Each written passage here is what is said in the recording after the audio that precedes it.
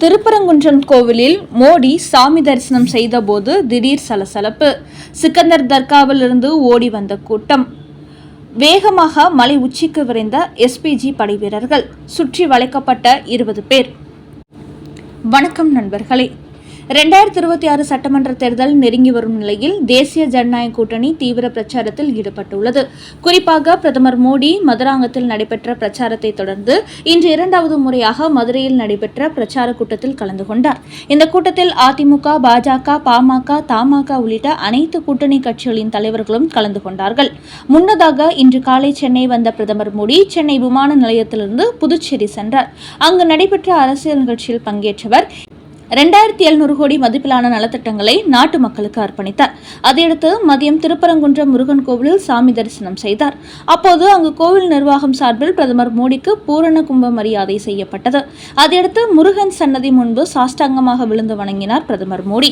மேலும் பிரதமர் மோடி திருப்பரங்குன்றம் முருகன் கோயிலுக்கு உறுதியானதை அடுத்து கடந்த ஒரு வாரத்துக்கு முன்பிருந்தே அங்கு பாதுகாப்பு பலப்படுத்தப்பட்டது.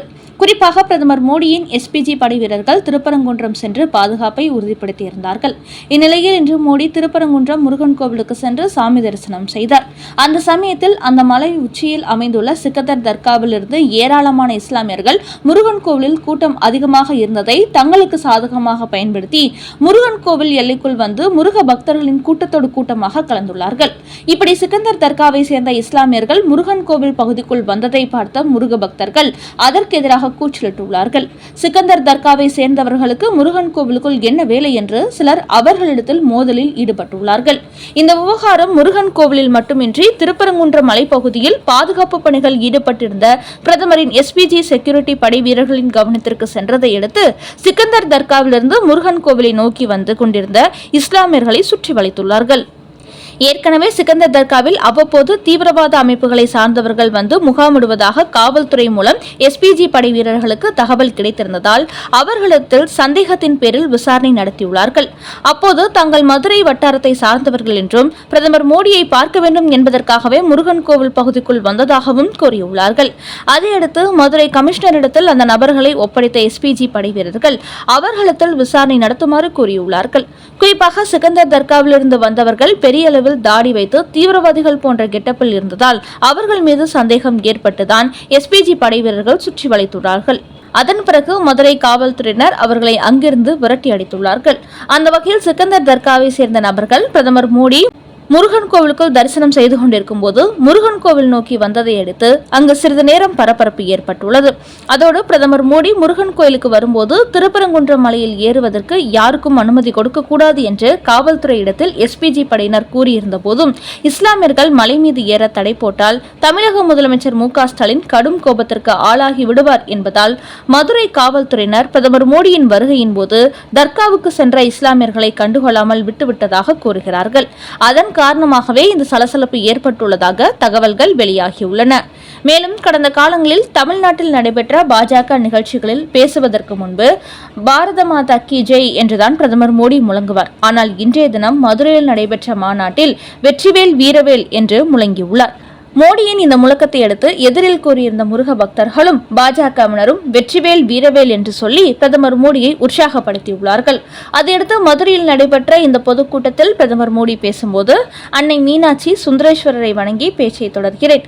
இந்த பூமி பாண்டிய நாடு, வீரம் வலியும் பூமி. பசும்பொன் முத்துராமலிங்க தேவர், அழகு முத்துக்கொன், வீரபாண்டிய கட்டபொம்மன், இமானுவேல் சேகரனை நினைவு கூறுகிறேன். இந்த நிகழ்ச்சிக்கு வருவதற்கு முன்பு திருப்பரங்குன்றம் சென்று கடவுள் முருகனை வணங்கினேன்.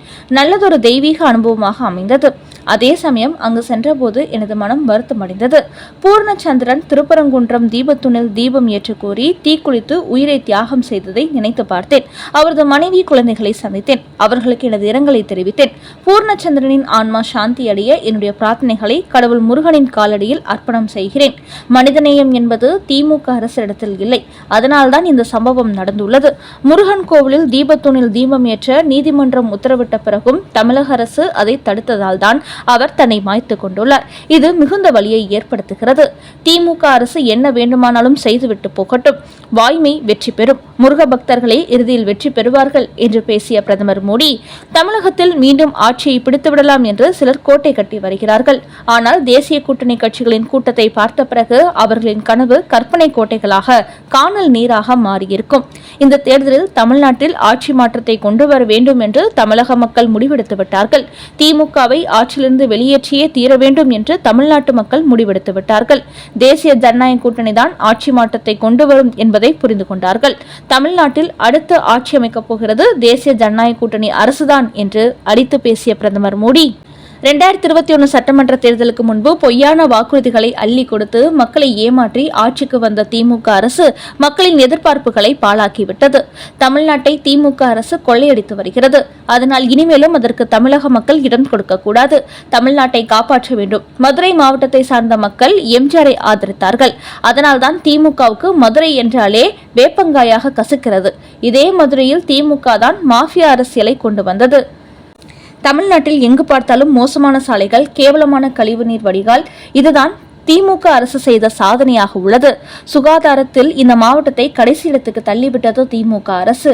பணம் நமக்கு, பிரச்சனைகள் மக்களுக்கு என்பதுதான் திமுகவின் அரசியல் மாடலாக உள்ளது. தமிழ்நாட்டில் உள்ள ஏழை மக்களுக்கு திமுக அரசு எதையும் செய்ய மாட்டார்கள்.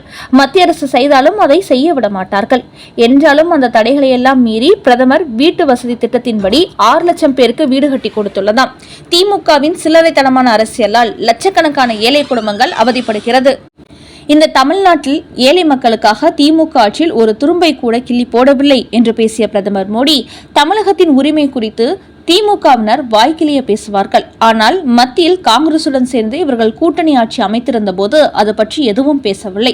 திமுக ஆட்சியில் மாபியாக்கள் மற்றும் போதை கும்பலால் இளைய சமுதாயம் அழிந்து கொண்டிருக்கிறது.